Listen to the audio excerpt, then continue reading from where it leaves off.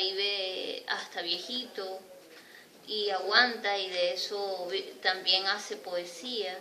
Creo que la poesía es intensidad, es pasión, y sea donde sea, debe haber poesía, sea trágico o no, o sea, somos seres humanos, y los humanos también nacimos para sentir y sentir esa intensidad. Okay. Yo quiero leerles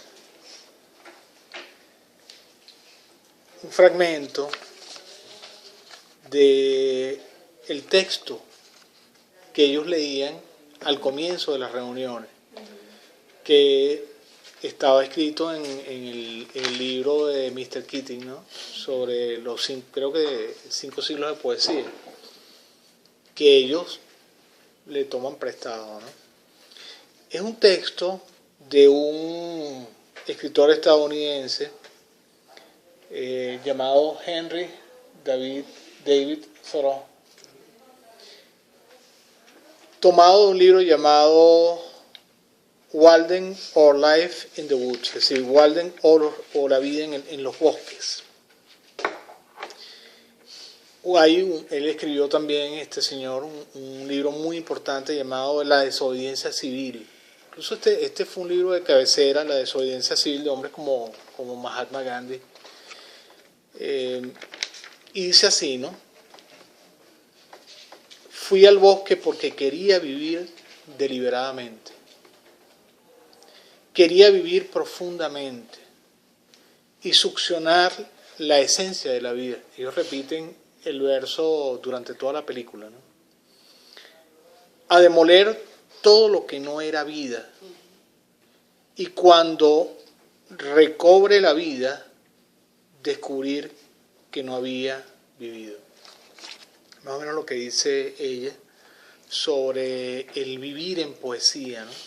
Y sobre, recuerden lo que dije al principio, que el hábitat de la poesía era lo humano, ¿no?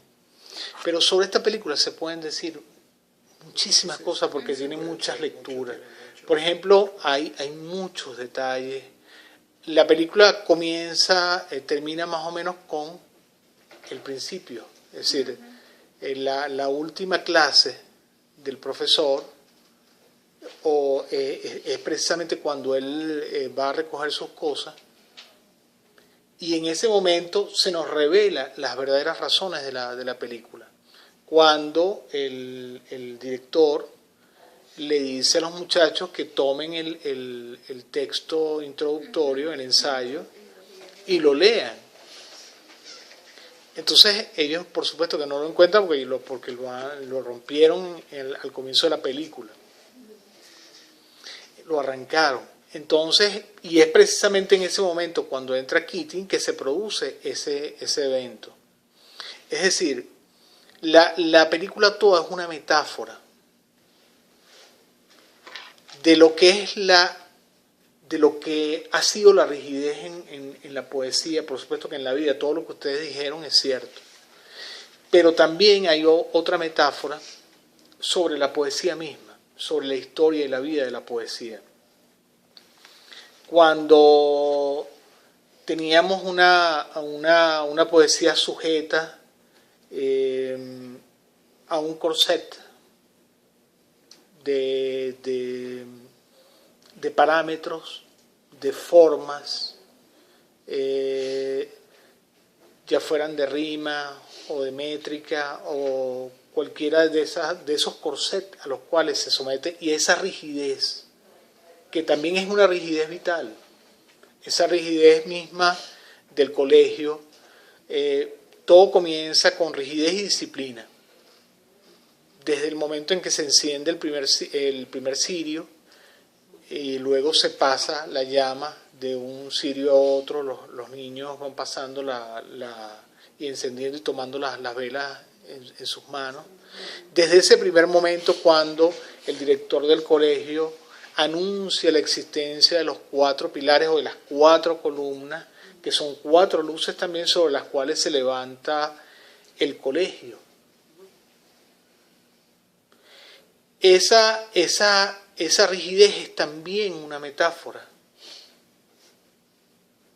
de lo que puede llegar a ser la poesía y que está precisamente materializado en el texto del ensayo que ellos arrancan al comienzo. Y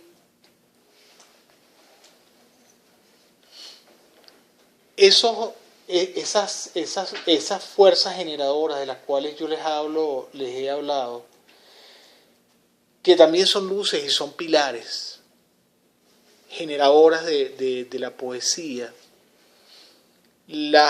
durante toda la película se van como revelando. Cuando el profesor Keating los coloca a ellos, cuando coloca a uno de los jóvenes y le dice que le cita un poema de Whitman y le habla del aullido. El aullido barbárico o el aullido de un bárbaro. Barbárico, ¿no? O el aullido de un bárbaro, del que hablaba Whitman en Hojas de Hierba. Ese aullido barbárico es el aullido del yo. Cuando les hablé de las 3 voces de la poesía, no me refería a las voces gramaticales, sino las voces que están dentro de nosotros. La primera de ellas es el aullido. La lírica está muy vinculada con nosotros mismos, con el yo, con lo que somos, con el grito, con el aullido, con la manifestación de nuestro ser y la manifestación de la vida. Y de esas pasiones de las cuales, y de esa intensidad de las cuales habla el profesor Keating, que tú señalabas ahora, y de las cuales se nutre la poesía. Sobre todo, como dije, la poesía lírica, de la pasión. Por eso cita nuevamente a Shakespeare. La cita de Shakespeare es recurrente también porque si ustedes leyeron Sueño de una noche de verano, sabrán que todo el drama, toda la comedia, primero que se escenifica en un bosque. Ellos escenifican sus tenidas, sus asambleas, sus reuniones precisamente en un bosque y en una cueva. Es la representación dentro de la representación. Cuando este muchacho decide formar parte de la obra de teatro, que es una obra de teatro muy particular, que habla sobre brujas, encantamiento, sobre el bosque. De hecho, el papel de él, su rol, o su personaje, es el de un duende. Un duendecillo del bosque. Y eso coincide mucho con... Lo que pasa es que también la película habla del alma norteamericana. Eso es importante también que lo sepan. Hay cosas que a veces podemos entender y cosas que no podemos entender, sobre todo de la vida en el colegio. Una cultura propia. Sí, es una cultura. Él muestra la película con mucha fuerza la cultura estadounidense, basada en 2 de los pilares que ellos, sobre todo en uno de ellos, que es la fuerza. La fuerza la vemos en todos lados. Por ejemplo, en las fraternidades que ellos forman en los colegios, que son como pequeñas logias.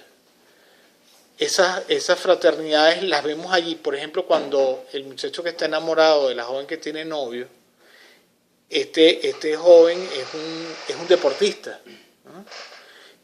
Cuando va a la fiesta uno ve que los que pertenecen a esta fraternidad y al equipo de fútbol tienen estos cuernos, como los vikingos, estos sombreros, que también son símbolo de la fuerza. De hecho, el Mr. Keating trata de enseñarles esas dos energías, digamos. Cuando les habla de la fuerza, cuando los maneja por el camino de la fuerza y cuando los maneja por el camino de la belleza. Por ejemplo, ¿cuándo sucede eso? Primero cuando los lleva al campo de juego y los hace que con toda su furia pateen la pelota y les hace sacar eso, la furia, la fuerza. Pero también cuando los hace caminar por el patio acompasadamente y con ritmo, les está enseñando la belleza, que es ritmo. Entonces, en medio de una sociedad, una cultura, como yo les dije desde el principio, por eso les cité aquel poema de Charles Bukowski que se llama Pájaro Azul, Bluebird. Tengo un pájaro azul en mi corazón. ¿Por qué? Porque es eso, esa cultura de la fuerza es don't men cry, los hombres no lloran. Y esa cultura de la fuerza es poderosa, porque o a la gente le entrenan, por ejemplo, para esta vía de la fuerza que es el deporte, y eso comienza con las fraternidades en los colegios, o una vía de la fuerza también es el ejército, ¿no? Así es que la película muestra la cultura estadounidense, que deja de lado y soslaya lo que el profesor Keating trata de sembrarles a ellos, una cultura de la reacción ante esa cultura de la fuerza, de la rigidez, de una disciplina a veces muy formalista y poco profunda. Él lo trata de hacer a través de rituales. De hecho, los coloca en un rito, porque cuando ellos van a la cueva, ejecutan un ritual.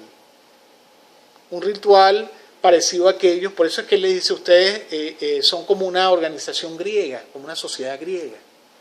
Porque les quería hablar de las sociedades secretas, o es lo que deja colar la película. Esta danza alrededor del fuego dentro de la cueva es una danza ritual de las antiguas sociedades secretas griegas, como las órficas, las pitagóricas, las eleusinas. Entonces pareciera un canto más bien a un dios como Pan o como Dioniso. Entonces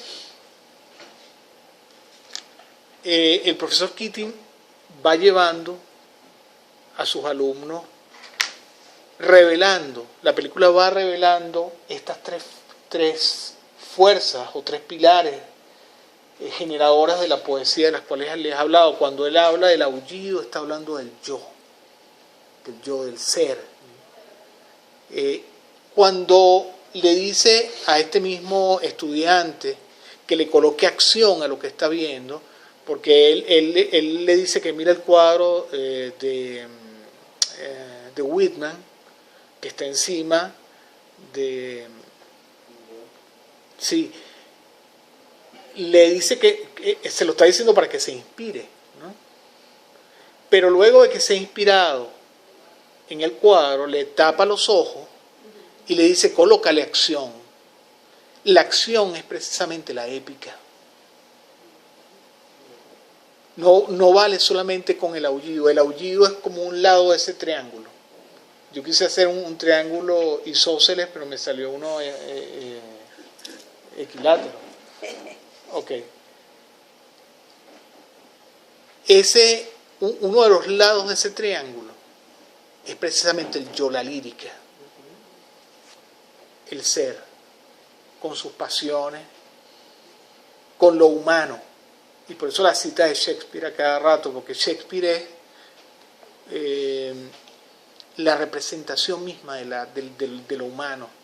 Las tragedias de Shakespeare son muy pasionales y llenas de pasión. Y está, como dije, la épica, la acción misma.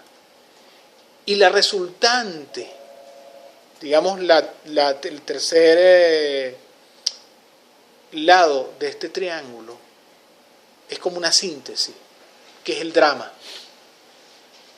Por eso al final de la película vemos representado el drama de toda la película, se representa en esta obra de teatro Sueño de una noche de verano, con todos estos elementos mágicos que ya están dentro de la película. Es muy significativa la parte final cuando el joven que se suicida coloca su corona. Silvestre. O el símbolo de la crucifixión, ¿no?